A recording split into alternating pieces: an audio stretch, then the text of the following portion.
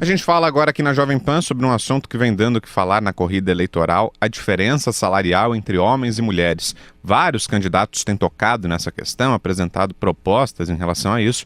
E para a gente falar mais sobre esse assunto, temos um convidado, o Ricardo Carpá. Ele é especialista em recursos humanos e diretor da Gabor RH.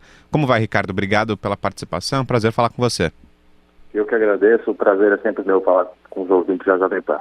Ô Ricardo, o que é possível ser feito para combater essa diferença entre homens e mulheres? Por que algumas empresas ainda... É incrível, né, que isso aconteça em pleno século XXI, né? Paguem salários diferentes para homens e mulheres na mesma função. Eu acredito que esse assunto voltou à voga principalmente por conta da corrida eleitoral e que alguns candidatos levem isso mais como um ponto para chamar a atenção do que a preocupação que existe com essa diferença salarial. A gente sabe que nos últimos anos isso vem diminuindo. É importante citar que a mulher, até algumas décadas atrás, ela tinha uma expressão muito pequena no segmento de trabalho e que ela vem conquistando seu espaço.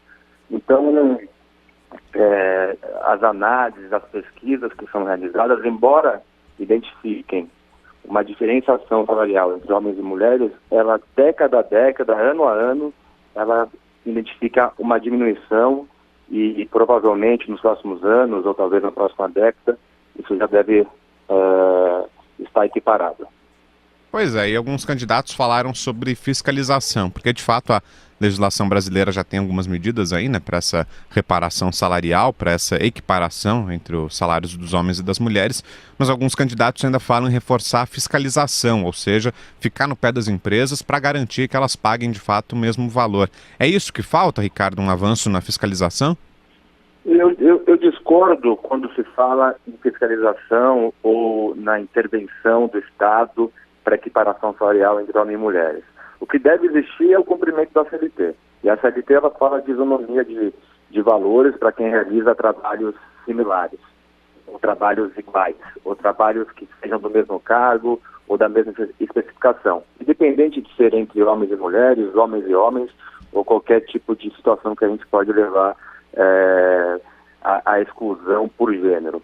Eu acredito que é muito mais um cumprimento da legislação e que todas as empresas façam a descrição de cargo, que façam um acompanhamento e que justifiquem o porquê que as pessoas devem ganhar um salário a mais ou uma promoção.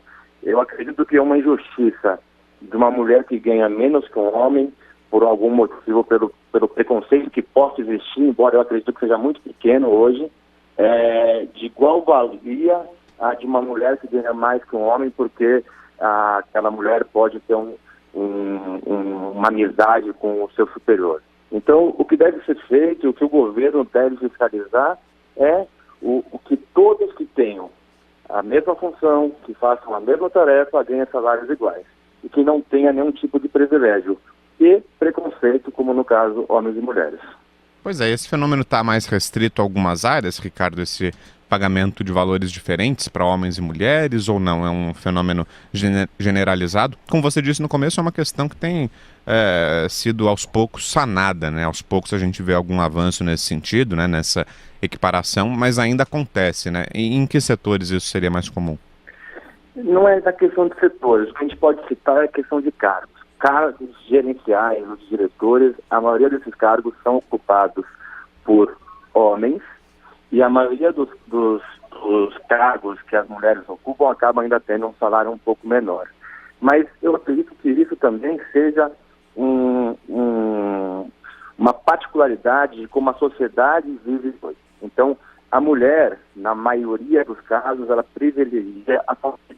Então, é a mulher que obviamente, a mulher tem o parto, né, quando ela tem um filho, ou a mulher cuida mais da criança, então a mulher tem menos, muitas vezes, disponibilidade para viagem, e por esse motivo, a gente percebe que os homens têm mais cargos ocupados de diretores e de gerentes, e quando ocupam, normalmente têm salários maiores. Mas mulheres que privilegiam a vida profissional ao depor da vida do trabalho, por exemplo, que não tem filhos, ou que repartem essa atividade social de cuidar das crianças com o marido, elas já ganham salários às vezes até maior do que os salários dos homens. Muito bem, ouvimos aqui na Jovem Pan o Ricardo Carpá, ele é especialista em recursos humanos e diretor da Gabor RH, falando com a gente sobre a diferença salarial entre homens e mulheres. Mais uma vez, Ricardo, obrigado pela participação, um abraço para você. Eu que agradeço, um abraço a você e a todos os ouvintes.